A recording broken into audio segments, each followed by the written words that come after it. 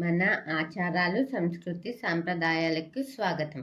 దశావతారాల్లో శ్రీ మహావిష్ణువు యొక్క 7వ అవతారంగా రావణ సంహార్థమై శ్రీరాముడు వసంత ఋతువులో చైత్ర శుద్ధ నవమి పునర్వసు నక్షత్రం కర్కాటక లగ్నంలో జన్మించారు. శ్రీరాముని జన్మదినమును రామనవమిగా ప్రజలు పండుగగా జరుపుకుంటారు.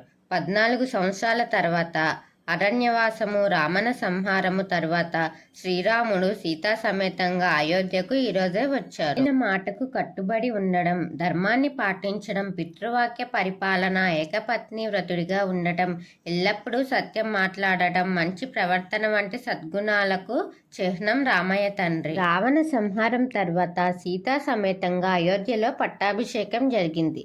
సీతారాముల కళ్యాణం లోక జీవన హేతుకం, సకల దోష నివారణం, సకల జన లోక సంరక్షణే శ్రీరామనవమి పండుగ పరమార్థం. లోకంలో ప్రతి వ్యక్తికి శ్రీరాముడు ఆదర్శం. రాముని ప్రవర్తన మానవులు అలమర్చుకోవాలి. పరిపూర్ణ మానవుడిగా, పితృవాక్య పరిపాలకుడిగా, సకల గుణాభిరాముడిగా, అగ్రజుడిగా, ప్రజ పరిపాలకుడిగా సకల గుణాలు శ్రీరామునిలో కనిపిస్తాయి. మానవుడిగా మానవ జీవితం ఎలా ఉండాలో ఆచరణలో చూపించాడు. పరిపూర్ణమైన నరుడి యొక్క అవతారమే శ్రీరామ అవతారం. ఒక నిండు మానవుడిగా శ్రీరామచంద్రుని జీవితం ఆదర్శం. శ్రీరాముడు వసంత ఋతువులో చైత్ర శుద్ధ నవమి గురువారం నాడు పునర్వసు నక్షత్రం కర్కాటక లగ్నం అభిజిత్ ముహూర్తంలో త్రేతాయుగంలో జన్మించారు. ఆ మహానీయుని జన్మదినాన్ని ప్రజలు పండుగగా జరుపుకుంటారు. 14 సంవత్సరాలు అరణ్యవాసం, రావణ సంహారం తర్వాత సీతా సమేతంగా శ్రీరాముడు అయోధ్యలో పట్టాభిషేకుడైనాడు. ఈ శుభ సంఘటన చైత్ర శుద్ధ నవమి నాడే జరిగింది. శ్రీ సీతారాముల కళ్యాణం కూడా ఇదే రోజున జరిగింది.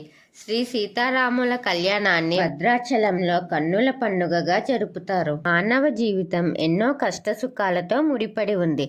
శ్రీరాముడు అంతటి వానికే కష్టాలు తప్పలేదు. మానవ జీవితాన్ని పరిపూర్ణంగా జీవించి ఎటువంటి కష్టాలు వచ్చినా ఓర్పుతో ధైర్యంగా ఎదుర్కొని ఒక ఆదర్శవంతమైన జీవితం ఏ విధంగా జీవించాలో మనకు నేర్పాడు. శ్రీరామనవమి రోజున సీతారాముని, లక్ష్మణ, భరత, శత్రుఘ్నులు ఆంజనేయ సమేతంగా ఆరాధించి వడపప్పు, పానకం నైవేద్యంగా సమర్పించుకుంటారు. నా ఆచారాలు, సంస్కృతి, సాంప్రదాయాలు వీటి మీద మీకు ఆసక్తిగా ఉంటే నా ఛానల్ని సబ్స్క్రైబ్ చేసి అలాగే పక్కనే ఉన్న బెల్ ఐకాన్ క్లిక్ చేయండి. నా వీడియోస్ని మీరు ఆదరించి లైక్, షేర్, కామెంట్ చేయండి. ఓం శ్రీమాత్రే నమః.